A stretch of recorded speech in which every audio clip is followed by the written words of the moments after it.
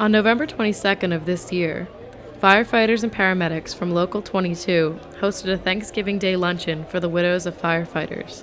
I'm Tim McShay, Vice President of Local 22, and today is our annual Thanksgiving luncheon for the widows and turkey giveaway.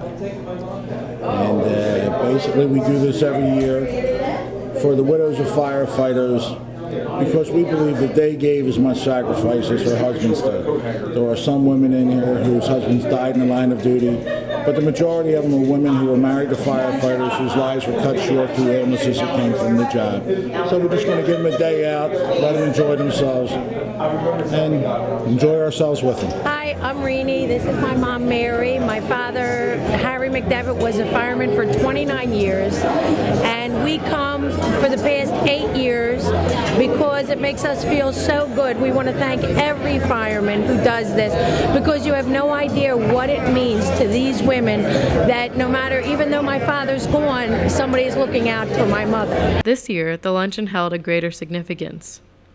Firefighters and their families were waiting for Governor Rendell to sign the Cancer Presumption Act, which would lift the burden on firefighters and their families to pay medical costs when they contract certain cancers from their work. 33 other states have already passed similar laws that acknowledge cancer as a common on-the-job danger for firefighters.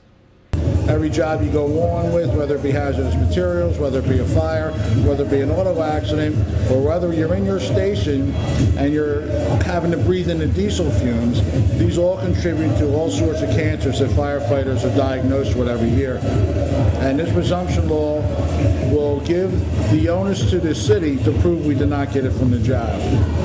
Bill Galt, president of Local 22, explains that the process for firefighters and their families for proving they contracted illnesses from the job can be a long process and nearly impossible.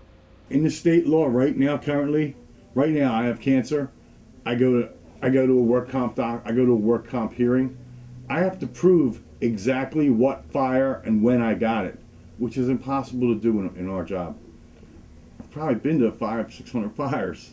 This is a process that Pat Creeville knows all too well. My name is Pat Creeville, and my husband was a fireman for 30 years, and he passed away 6 years ago. Pat's husband passed away from hepatitis C.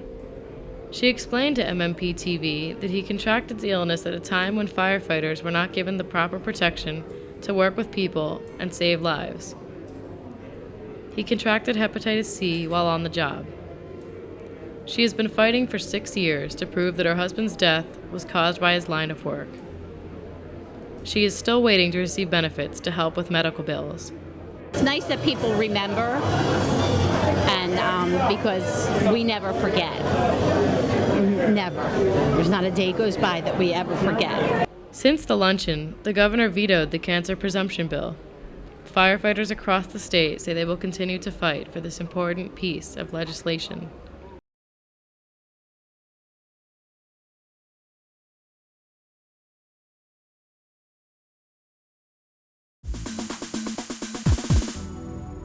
Media Mobilizing Project.